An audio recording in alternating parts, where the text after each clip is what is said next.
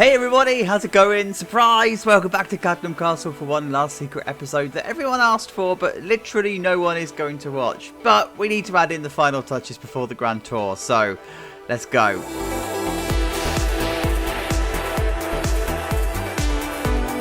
Yeah, that's right, you guys. This is the state of Cadnham Castle as of the end of the finale episode. And as you can see, it's really not finished. And you guys have been asking about roundup episodes, and you guys are so invested in my whole thought process and creative process that actually I thought, let's put in an additional episode to show you that final process. It's a bonus episode. Whether you people watch it or not, I don't mind. But thank you so much for coming along. If you have come along, I really do appreciate you being here.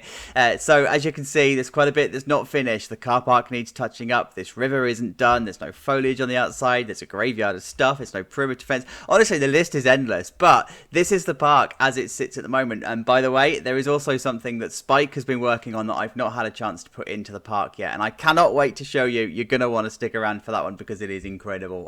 Chef's kiss.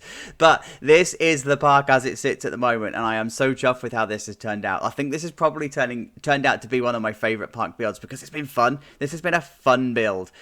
So this is it. So we start here. I'm not going to show you everything because we're going to do that in the tour, but we start here in the entrance area, very Paulton's Park inspired, and that's the whole purpose, right? So it's a theme park that's aimed at kids around about the age of 5, 6, 7, 8. There's a step song there somewhere. So you'll see that there's lots of colour, lots of fun going on, but this weird entrance that is really ultra modern, and Paulton's Park is the same. Like, it's what? And then this is the main plaza area that we've got here with the first couple of rides, a bit of a view into the lake and stuff. So yeah, this has been developing over the last few episodes. This was very blank and very empty at one point. Episode 2 then, we focused on this area here. It's our American diner town with the car ride that was supposed to be a driving school. So that's sitting in here. And then of course we've got the booster bikes, and the booster bikes are yes, I love it. I love these booster bikes. They're probably one of my favourite booster bikes that I've done. It's so much better than Reigate Lakes, that's for sure.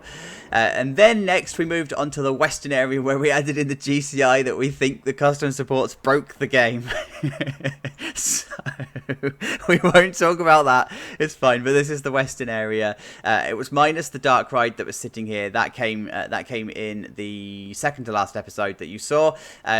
So this is the western area. I love this western area. Like, it came together so nicely. And then we ended up in the adventure area where we copied Alpina Blitz, and here we go with the is it a Mack, is it an Intamin debate. I don't care what you call it, it's just a good coaster. That's all you need to know. And then the whole adventure themed area that we've got here. Again, you've seen all of this come to life. Then shortly after, we focused our attentions on the pirate area, which is this area here. So we've got ourselves a Mack. I think this is probably a Mack rather than Intamin. Shoot the Chutes coaster, Aquatrax. I don't care what you call it, guys. I'm just here to have fun in this series. It's not necessarily about being correct and being overly realistic. It's just, it is what it is. So anyway, this is what we did here. Love this as well. This turned out so nice. Again, we went to Legoland for this one. We Krampus Expedition was our inspiration here, and then of course we went to the spinning coaster. It's an off-the-shelf model. It's one that I did in Reigate Lakes, so it's just the same layout, just themed around pirates and stuff. This was the week that I actually moved, so this was a really short and quick build that I did. And actually, it's one of my favourite builds because it was so compact and so lovely. And then we went after Legoland Deutschland and Chessington World of Adventures for their family wing coaster in an area that should have been a sci-fi area that really wasn't really any good. Like, it was awful. It was pretty bad. So we ended up Spoopy instead. And actually, this was a far better fit. And it kind of fits more into the theme that we were going for next to Plomper Popland and stuff anyway. So yeah, that was our wing coaster. And then we ended up with this absolute vomit of colour everywhere. And I still get warm, fuzzy feelings when I look at this build because it's just so fun. This was such a fun build to put together. I was able to bring out the kid in me all over again. It was like I was 5 again. And like having an adult brain looking at all of the ideas for a kid area, but being able to actually play as a kid. It was great. I loved it. I'd do it again in a heartbeat. So this was the Plumper Bob area. So as I said, this is the park that has its looking from the top, and there's a lot of touching up that's going to do. There's only going to be one update in this, and it's going to be literally cut to done. There's not going to be a middle part or anything, so I can keep the episode length short. I mean, I've already waffled for what, 5-6 minutes, so you're still here. That's a good sign. See you in a minute. Oh yeah, you guys, there's my old friend, the pursuit of perfection. And as always, it's become detrimental to the wider cause. I just need to stop and realise that good is good enough, especially as this was only supposed to be some kind of a mini project. And it's turned out to be, on the scale of Grosvenor Gardens, it's kind of got a bit out of control. So it's time to stop and call it a day, even if I do want to continue tweaking. Enough, Chacho, enough is enough. You're done, the park is done, we're done. In case you're wondering, guys, it's done. Welcome to Cadnham Castle in all of its glory. This is the finished theme park, and I love it. It's come together so well. So let's talk through the stuff that I've done since then. I'm going to say done a lot, by the way, because this is like the done bit. There's not even a done for now stamp, it's the done stamp. So I've done lots of foliage and stuff around the outside of the theme park, and this is more context foliage rather than detailed foliage. So for example, this stuff up here is just designed to give context to the depth of the actual park itself. It's not supposed to be any kind of detail, and if you are going out onto the outside of the park to look for that detail, guys, you've got an entire theme park that you could look at. Just go elsewhere. Stop looking at stuff on the outside. But no, it gives the context of the park, and you can see like all the way around. It's all there, and you can actually see that the level of detail, the LODs, are starting to struggle. So that's when you know that your park is done, because it's starting to fail to draw the trees in the background and stuff. But what I have finished though is all of the stuff here. I've laid down some of the overgrowth on the water and whatever, and I'm saying here that there's probably some kind of a man-made sewer or something that would bring the water underneath the landscape temporarily. So this is why this is all here. In the car park space, what I've done is, see, I told you I was going to say done lots. In fact, take a shot every time I say done, because it's going to happen a lot. Actually don't, because you'll be ruined by the end of it. So I've completely overhauled the markings here. It doesn't look much different, but I tidied them up. It needed quite a bit of work just to bring it to life. And then I've also put in the arrows and stuff as a two-way thing. Now remember that this park is not going to be attracting tens of thousands of visitors a day. Like 5,000 would probably be the most it would ever attract in a day. So having a car park that seems inefficient is fine. And I mean, even Alton Towers and Thorpe Park's car parks are designed for efficiency, and they're still not at all.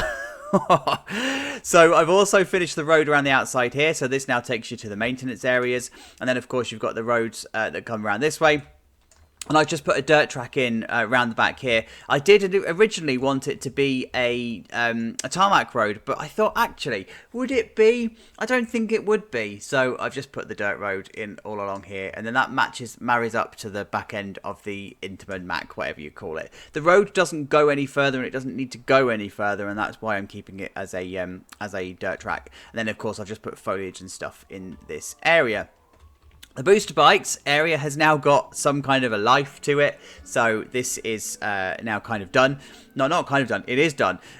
So I wanted to have like some near misses with the trees, but I didn't want to kit this out too much with foliage and whatever. I mean, until now it's been completely barren and it's been fine. So this just finishes it off. And talking of finishing things off, I've also done this bit too. So I've continued the flowers and stuff all along this way. All of the brick, the Indian sandstone brickwork and stuff has gone along this way. And this is now a functional maintenance area. So this is just like a storage bit for clutter and whatever. There's no care or attention that's needed in this area. It's just there for the sake of being there. And then of course we've got the fence that runs along this way, which is looking down into the water. So from here you get a pretty decent view of the nature and foliage and stuff that's going on here. And then it also looks back this way and then continues down towards like the rest of the river. So this car park has also had a little bit of attention and care added to it. So this is the coach car park, remember? So yeah, I toyed with like having signs and all sorts, and Paulton's Park doesn't really have much, so I just kind of kept it as it is. I have done though is a bridge. So this bridge is weird, by the way, because it sits on the waterline, and this is a complete accident, because underneath I have actually put concrete pillars and stuff to make it make sense, but you can't actually see them. But hey, it's fine. I'll keep it as it is. I'm happy with it. It does what it needs to do, and I like the colours and the structure of it. It's just a simple bridge. It doesn't need to be anything more fancy than that. It's just, it is what it is. So in the entrance area, real minor tweaks here. I didn't really need to do a lot. I was happy with it largely as it was. Like bins and stuff have changed. Like you wouldn't even notice if I didn't point it out, so I'm not going to point it out. Maintenance area here, I've just added the clutter. I hadn't put clutter in here. If you look at Paulton's parks, it's actually quite tidy. They keep quite a good park in all fairness, but I thought no, this would still have some kind of storage and whatever. This would be the main maintenance area. I did this in episode 1, so it's been in ever since, but I've just now tarted it up and given it a bit of context, and it's now got a bit of a personality going on in here, so we're all good to go. Nobody pointed this out, by the way, but over in the flying ride, we didn't have any kind of entrance sign or anything like that. And I don't know if I pointed it out in the episode, but anyway, I'm pointing it out now. And we've now actually got one, so it's good. And then this side, sorry, we're darting around all around the park, and this is kind of by design. I didn't want to do a tour of the park. I just wanted to show you bits as and when we did it. So here I've just again touched this up. There's a bit of like repositioning of the benches and stuff going on. A couple of fences that have been added. A couple of rocks that have been made a little bit taller to create natural barriers and that sort of stuff. Again, it's stuff you wouldn't notice if I didn't point it out, but it's still there. And then I've just put some undergrowth that lives in this part of the river. So remember that this isn't a flowing part of the river. This is a lake. So you would have some kind of undergrowth and whatever here, but it wouldn't necessarily be right the way across because they would still maintain this body of water. And in fact, it might actually drain away sometimes in the summer when you've got a particularly dry summer. The water level would drop and this would like disappear away. Maybe you could have events on it. I don't know. Whatever. Whatever. Elsewhere in the park, again, lots of tweaks. So in this area, this is one thing I did do. We've now got wheels on the fire truck. Those wheels have been missing ever since it went in. This now got wheels on the fire truck, so we're good to go. It's happy days. I've also added in park maps. So where are we? Park maps. There we go. So there's just a real simple park map, so that when Johnny 5 Live is doing the Channel 5 tour, he can actually look at a map and see roughly where he is and where he's going. I did toy with the idea of having individual park maps for each of the frames that are sitting around the park that had arrows of where you are and stuff, but no, that was just too much work. It was more effort than was needed, so it's a no from me. Over in Plumpoland then, we have got again these real minor tweaks that you just wouldn't notice if I didn't point them out, so I'm not going to point them out, but I just wanted to look at Plumpoland again.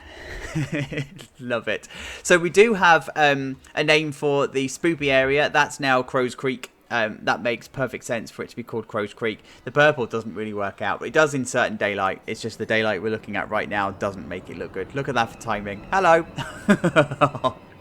God, I can't mess up this take anymore. Like, if I do mess this up, then I've just ruined it. So yeah, we've got Crow's Creek and we've got a name, so that's all good. And also, you guys were pointing out that we hadn't actually named the spinning coaster yet. So I've fixed that. That's now got a name. It's called Kraken's Curse. I'm not going to call individual users out on this one because loads of you suggested this. This was the first time I asked for an alliterative name that contained the word Kraken. So there you go. Kraken Curse is the winner. Loads of you suggested it. So thank you for that suggestion. That was the actual winner. Now there is something else that I need to show you ahead of closing off the episode, because I want this to be a real simple episode, and that is that Spike has been busy because Cadnham Castle has a castle. And it's amazing. So what I've done here is a bit of an English heritage style castle. This doesn't have a moat. It doesn't have a lake. It doesn't have a water body as such. This is not one of those kinds of castles. This is more of like a stately home style castle. Think of like Alton Towers, that kind of style. But it's been taken over by English Heritage. It's a picnic area. It's not a big commercial area. It's not attached to the park. So I've decided that this is a separate thing to the park. And that's why the car park is much smaller. Because the English Heritage stuff tends to not have massive car parks because they don't need it. But I have put down a load of picnic benches and stuff along this area, just to give it this vibe of being a picnic area. And then a couple of the tents that were around, these would be like food units or some kind of entertainment or something, you know, just to monetize the area a little bit. But ultimately, this is the castle. And Spike, you have done an incredible job of this castle. This is a chef's kiss castle. I mean, looking from the inside, it's just perfect. It's just, this reminds me quite a lot actually of the main castle in Lisbon, but in a much better state. Yes, it's incredible. Oh, we've got a floating light. I didn't spot the floating light. It's fine. In fact, I think, Spike, you did tell me there was a floating light and I've forgotten to do it. Sorry, soz. So yeah, we've got lots of balconies going along here. We've got lots of rock work, and it's the perfect colour rock work as well. I always forget to change the colour of this brickwork because I just like the grey, but this is like the perfect colour. And it's just, it's castle-y. There's just no question about it at all. It just feels like it used to be an actual castle, and you are within it, and you can go and visit it. And I love it. I love it. I love it. I love it. Yes. And then you've got lots of like, you can just go and investigate it for yourself, because there's lots of fine details on here that I don't want to spoil in this video. But yeah, I don't actually know what's down here. Oh, spoiler alert, nothing. That was such an anticlimax. Anyway, yeah, so it's like the perfect castle from all around. Like, it's this beautiful house effect with the climbing ivy and whatever down this side. And actually, I've seen Spike use this in his park since he's designed it, and it's sitting on the sightline very differently. There's a moat, and there's water, and there's all sorts. So it just goes to show that this castle is actually really, really, really versatile. And Cadnham Castle, or Cadnham, now has a castle. So guys, here is the park in its entirety. There we go. How's that? Wow, what a series. This was fun. This was a good series, and it started off by having a decent entrance, and then the booster bikes. I think that set the tone for the entire series. What did you think? Let me know in the comments below. You know, the usual stuff, the like and the comment and all of that. But guys, thank you for getting to the end of the series. Thank you for sticking around. I'm toying with some ideas of the next series. I don't know whether it's... In fact, I'll probably have already done a poll by the time I send this video goes out, but I'm toying with the idea of either doing one of my original parks with that I built with no experience, or I am toying with just bringing the 10,000 subscriber thing forward and doing the No TMTK Park, because, you know, we're nearly at 10,000. It's like good enough, I think. By the way, if you haven't subscribed, then please do. Thanks very much. Right, guys, thank you for getting to the end of the video. Really do appreciate it. Love you a long time. We're going to go for a tour next, so I'll see you for the tour. Take care. Bye-bye.